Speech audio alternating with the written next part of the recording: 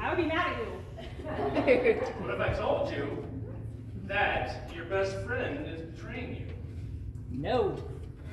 What if I told you that your church was splitting because of a mass exodus? Boo. And what if I told you that you should feel anger, disappointment, shock, sadness? You'd probably say that's exactly how you would expect to react. Now, what if I told you that in each of these scenarios there was a reason to rejoice?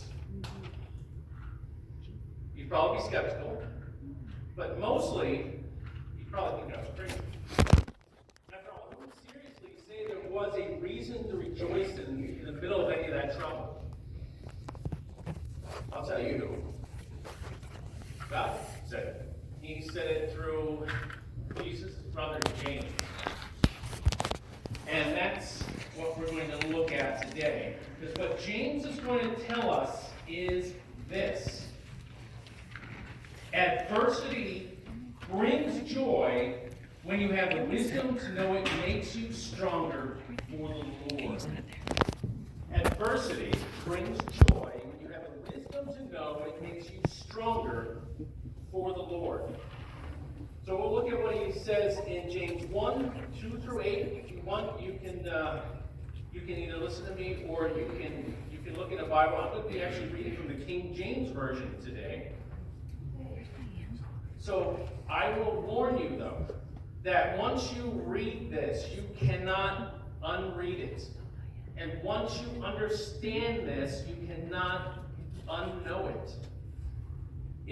This is something that it will stay with you. And even when you don't want it to, it'll be there in your brain, and the Lord will remind you of this. So we're going to look at it. James 1, 2 through 8. He says, "My brethren, count it all joy when you fall into diverse temptation, knowing this, that the trying of your faith worketh patience.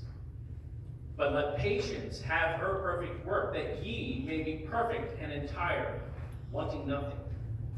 If any of you lack wisdom, let him ask of God, that giveth to all men liberally and upbraideth not, and it shall be given him. But let him ask in faith, nothing wavering. For he that wavereth is like a wave of the sea, driven with the wind and tossed.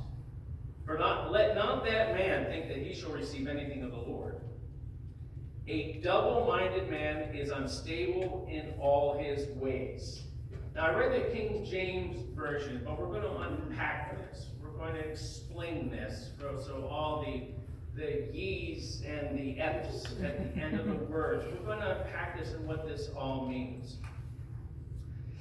So, in verse 2, this is where he has this very startling, counterintuitive statement.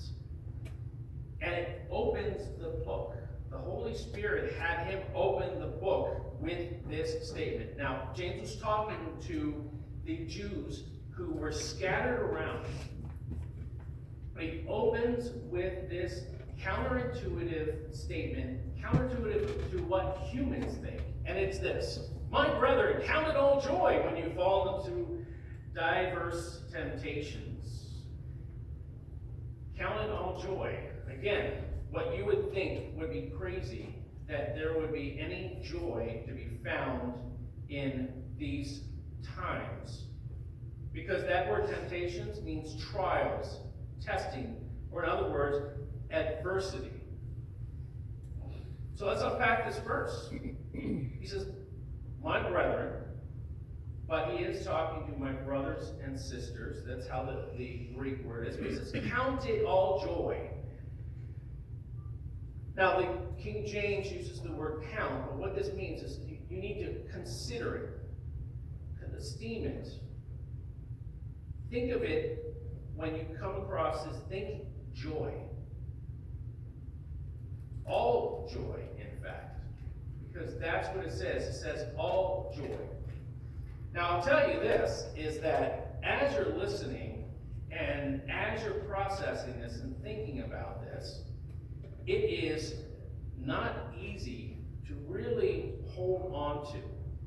Because these verses, for anybody who has spent time in church, they've heard these verses. They've been read before. They've passed over you. They've just sort of washed by you. I know how that was for me for many years, is that passed by me to think, okay, that's great. I'm not looking for diverse temptation. That's a nice little lofty thing. But James isn't just trying to paint a pie in the sky idea. This is not just a lofty ideal, although it is a lofty ideal, as we'll see. But what he is saying is that this is what high-level Christian life is about. In a sense, this is what the pros do. Because that is what we as believers need to be doing, is continually refining ourselves through the Lord, through the Holy Spirit, allowing that to work on us so that we can move forward and on a higher level all the time. So when he says, count it all joy when you fall into diverse temptations, what he's saying is this, all right? So I said, consider it joy. And that joy actually means delight. So just in case you were thinking that it was just some joy that could be explained the way he's talking about delight. So he's saying, consider it delightful, or be delighted when you encounter all these different testings.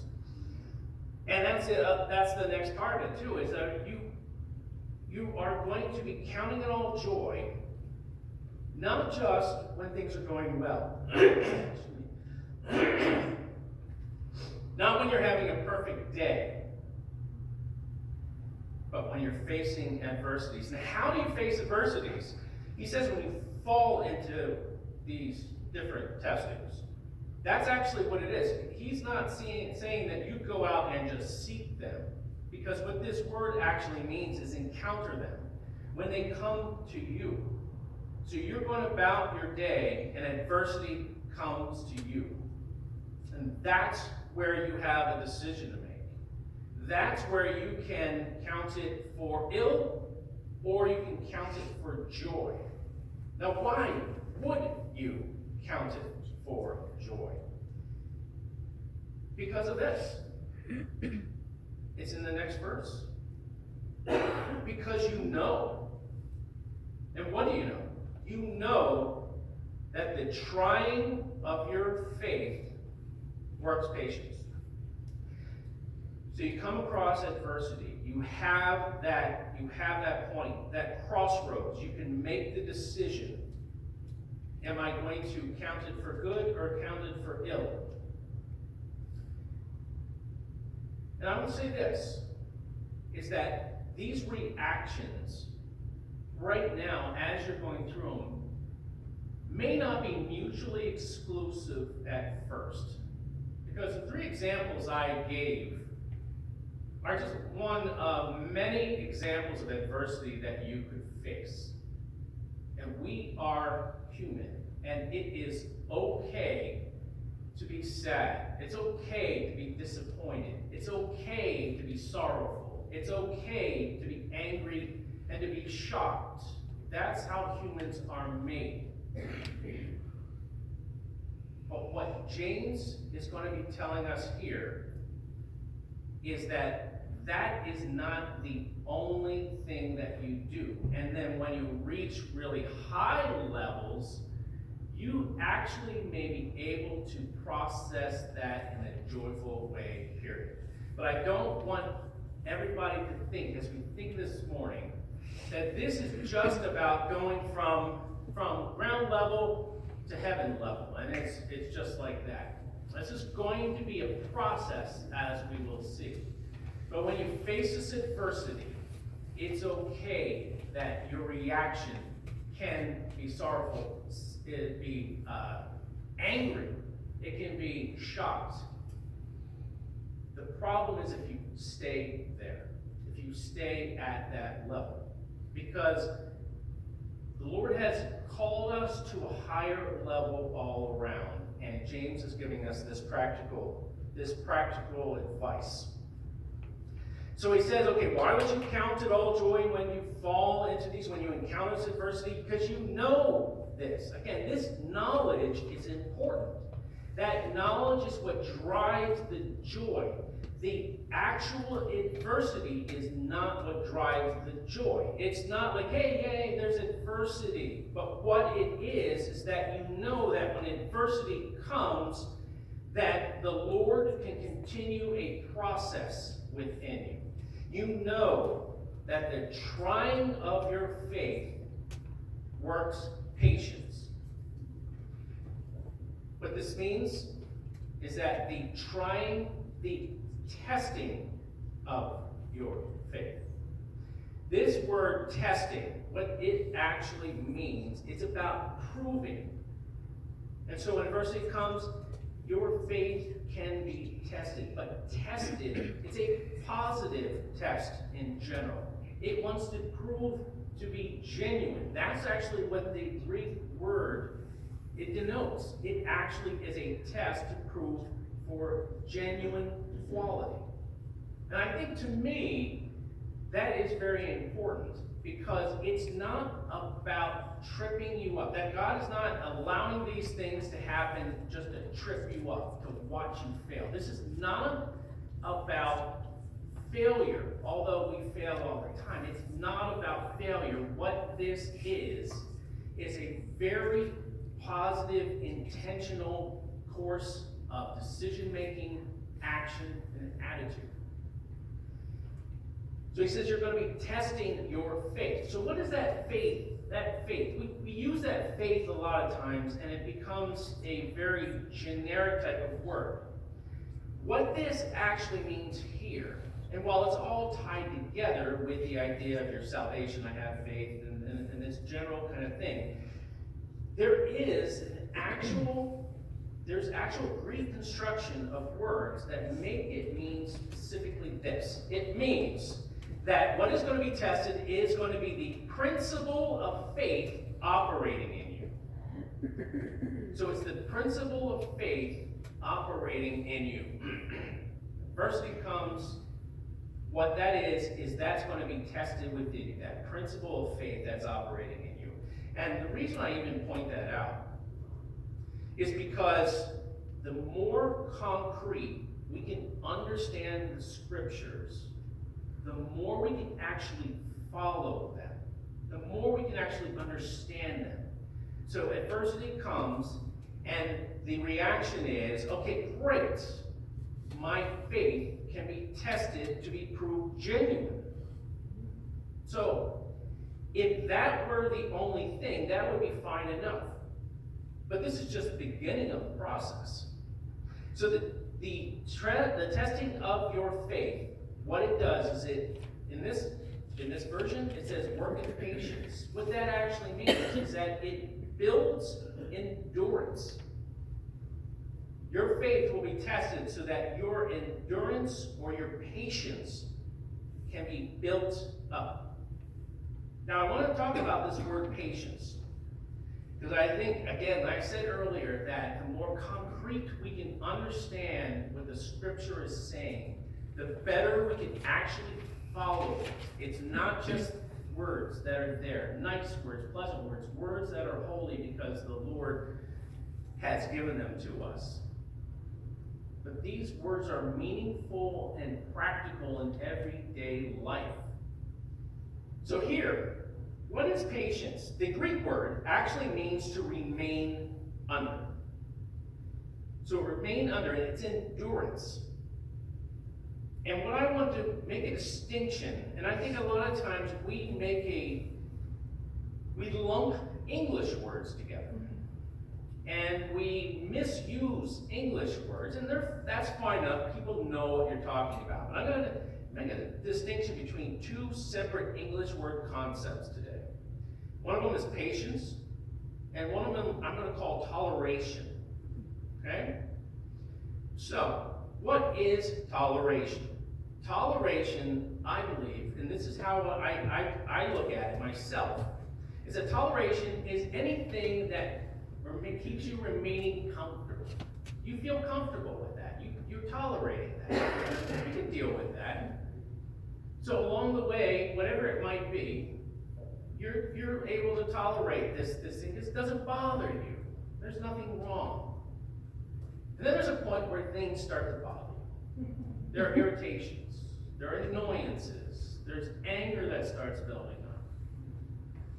Anything that makes you uncomfortable is where you start to have to exercise patience and endurance. And I think a lot of times people will look at somebody and say, hey, look, they really have a lot of patience with that person. Or in the setting, for example, a typical example is you're at a family gathering. A lot of generations are there. And you see two people talking, and they're talking very pleasantly. But there are little kids running around screaming. And what might be going on between those two people might be completely different. The one person may love to hear screaming kids. That may make them feel happy, may make it warm, and may make them feel at home. The other person may not like hearing kids screaming and running around. But if you're looking at them, both of those people are talking pleasantly. Both of those people are being polite not only to each other, but those around them. And in that instance, one person, the person who loves to hear kids screaming and running around in the play, they're tolerating it. The other person is exercising patience, is enduring it. The fact of the matter is they're both acting properly. They're both acting like they should. And when other people come up to them, they still are polite. They still are right and proper. That right there is the difference between toleration and patience. So when adversity comes, tolerance or toleration is not the thing that's being built. Because in the end, it doesn't matter how much you tolerate. It matters more how much you're able to endure. Because toleration is a passive thing, patience is an active thing. And so it doesn't matter. The key is when you are doing the right thing, having the right attitude, and yet you are uncomfortable, you're exercising patience. Now, if that were just equality compared, when we're looking at this, that would be great.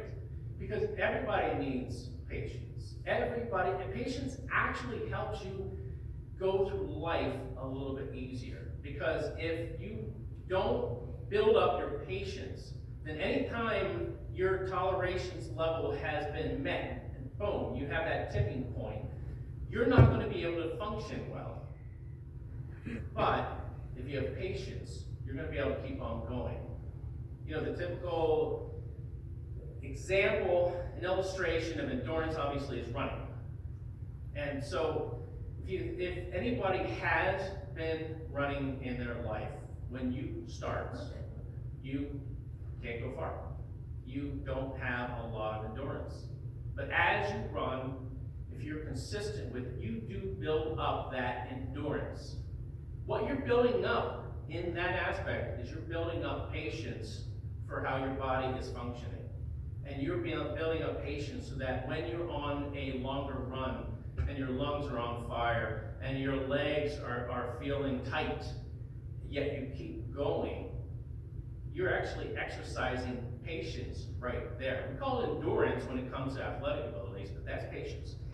So here's the thing, is that patience in and of itself would be fine, would be a good thing. But there's more to this, and it's in the next verse. Why is it important that patience is built up? Because patience in the Christian life is a mechanism.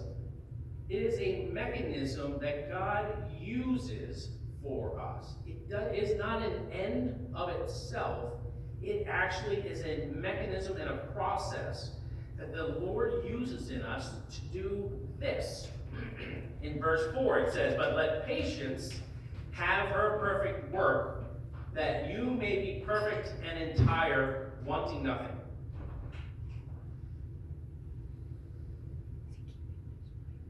So, when I read it in the King James, it says, let patience have her perfect work, that you be perfect and entire, wanting nothing. Again, I said earlier, it seems like a lofty ideal. And when you're thinking of the idea of perfect, that's the perfect example of when you're thinking of a lofty ideal. But I want to point out here, this says, but let patience have her perfect work, that you may be perfect. What it's actually saying, that the word here is something that perfects it, makes to be complete. It will complete and make whole. This is not about flawlessness. What patience works within you is to continue to refine you, to make you mature, to complete you. Our whole Christian life, when you came to the Lord, it started. You did not suddenly become mature right off the bat. No, it's a process. Everybody's process goes at different speeds, but it's a process. But what he's saying right here is part of that process of refining you, completing you, and maturing you is through the mechanism of patience or endurance. I don't think we think along those lines very often. Like, we think, again, patience is a quality you have, and that's it. It kind of stays on itself. That's a great quality to have. But actually, when you understand what this is saying, you understand that there's a reason you want to build more and more patience, because that will continue to mature you. It will continue to perfect you. What I find interesting here is it says, but let patience have her perfect work, that you may be perfect and entire.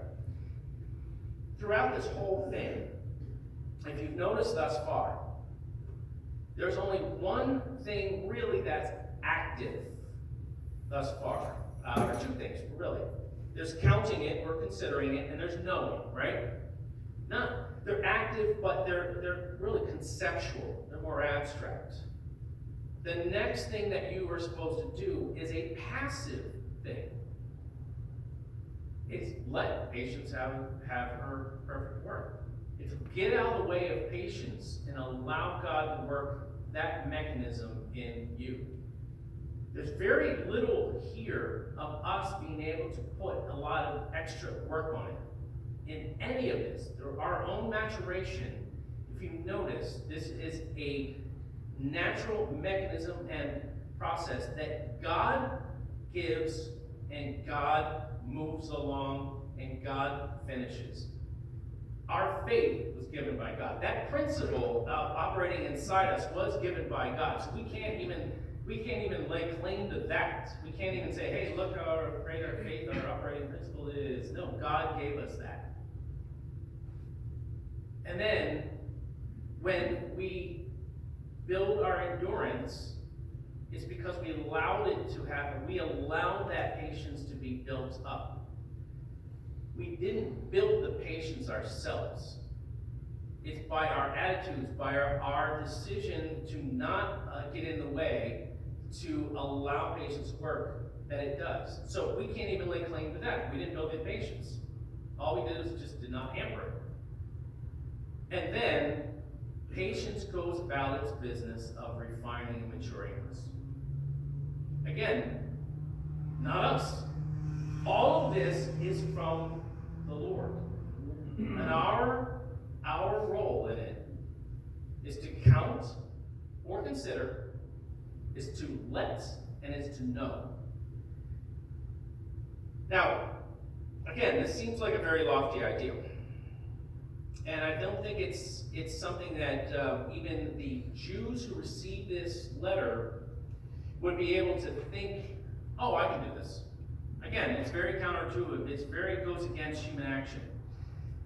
So James then continues on in this same thought. He starts a new sentence, but he gives us the way that we can start doing this process. He says this in verse 5, if any of you lack wisdom, let him ask of God. It gives all men liberally and upbraideth not, and it shall be given to him. So right off the bat, this is not a new idea. This is not him introducing a completely new independent idea. What he's saying is, here is what you should be doing. Counting all joy, knowing this, let patience. Oh, and if any of you lack wisdom, then ask of God. I believe it's very intentional that it's right there, because how do we go about doing this if we're not up to speed? How would we go about running a 10-mile race if we had never run before? Well, first off, it would be working up to that, building our endurance. But how would we do it if we never did before? Usually you ask someone about it, someone who's a runner. You don't know how to go about doing that. Here, what we're going to be doing is we're going to be asking the Lord. We're going to be asking God. And here's what he says, though. There are no qualifications to, once you ask for wisdom, that you need to do anything but one thing, right? So no qualifications about the type of wisdom. There are qualifications about how you ask for wisdom. So let's read this. If any of you lack wisdom, let him ask of God that giveth to all men liberally and upbraideth not, and it shall be given to him. Upbraideth not means that he doesn't reproach you for it. But let him ask in faith, nothing wavering. For he that wavereth is like a wave of the sea, driven with the wind and tossed. For let not that man think that he shall receive anything of the Lord. A double-minded man is unstable in all his ways. Now, I want us to think about this, because I think there are applications for what we've been talking about thus far. Again, it's a very difficult thing to jump from 0 to 100, to go from ground level to heaven level. And at heaven level, we may be, no matter what kind of adversity, we may be able to truly count it all joy. But if you haven't thought about this before, I don't know where you might be. But here's what I would suggest, because everything has been given to us. Find small ways this week. Find small ways that you might face adversity. You might find big ways. You might encounter great adversity. And that's okay. But even if you don't, look for small ways of adversity. For example, you're in your car, and the driver in front of you just did something stupid. Adversity. I know this seems like a very trivial type of example, but I would say it's not, because I think it's a small Dixie cup out of the same river that a large bucket would be pulled from. It's just a matter of quality and extent. But one thing I have found is that when you're in that situation and a stupid driver does something in front of you, all of a sudden, my tolerance level is very, very low when that happens. And it goes where I need to be refined myself. Because I find that all of a sudden I'm snapping at the idiot driver in front of me, and I am not allowing patience to be built up or endured. I am not allowing the Lord to be honored or glorified at that point. I mean, I get really angry. Barbara can attest to this. I get really angry. I get angry at the way the stoplights are here in Dover, because every time I go, I seem to hit every single red light everywhere I go. These seem like trivial examples, and yes, in the whole scheme of things, they are. But if we're going to be mature, if we're going to be finished, then we need to be mature in those areas. And those areas are ones we can tackle. It's harder to tackle a big life adverse event, but it's easier to at least tackle the small event. It might be even that you're waiting in line at the store, and maybe the clerk is very rude to you. And maybe your tendency right now would be to snap back at the clerk who was just rude to you. Maybe at this point this week, you're thinking adversity. What can I do with this? How can I count it as joy? You may not be successful right off the bat. It may take a little bit for you to get this mindset in place. But you have an adverse event, and you say, how can I turn this, how can I find joy in this? And what is the joy? It's not because the event itself produces joy. The event can be a jerk being a jerk to you. It can be an idiot driver. The thing in itself is not bad. And this is not, well, in both of those cases, a mature Christian may be thinking, oh, well, they may be having a bad day. They might be showing empathy towards this person. But and those are fine things to do, by the way. That's not what we're talking here. When you feel that irritation, stop and think, where can I find joy? And you may not right off the bat, even on something as trivial as that. So here's what you do. You ask the Lord for wisdom. You ask the Lord for wisdom to do it. How do I handle this right now? How do I count this as joy right now, Lord? In a little way, in an incremental way. You start building up your mindset as well as your patience and endurance in little ways. And the more you do it, just like running a race. For those who might have done a couch to a 5K, you know that it starts little bits at a time, little bits at a time.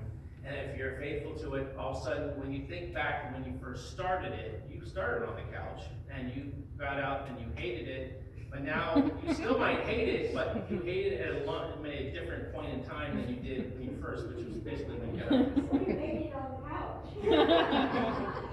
But that's what I want to encourage you, is that the Lord has given us this right here in a very practical way, because He wants to refine us. He wants to mature us. And if we ask the Lord for wisdom, He will give it to us, because that's what it says. And this whole part here about wisdom is that if any of you lack wisdom, let him ask it of God. But let him ask in faith. Then he's still talking about the wisdom, by the way. So let him ask in faith, nothing wavering. Don't waver. Don't think, oh, well, and I think part of this about wavering, by the way, is not just being double-minded. It's not just being like, can I trust God? But it's more along the lines of, would God even care about the fact that I'm annoyed at the driver in front of me? Would God even care about the fact that I am angry at the way the clerk spoke to me? A lot of times, part of what we face is the fact that we think our lives are so trivial that God doesn't care about them. God cares about every part of our lives. And I'll tell you what, God demands that we honor Him in every part of our lives.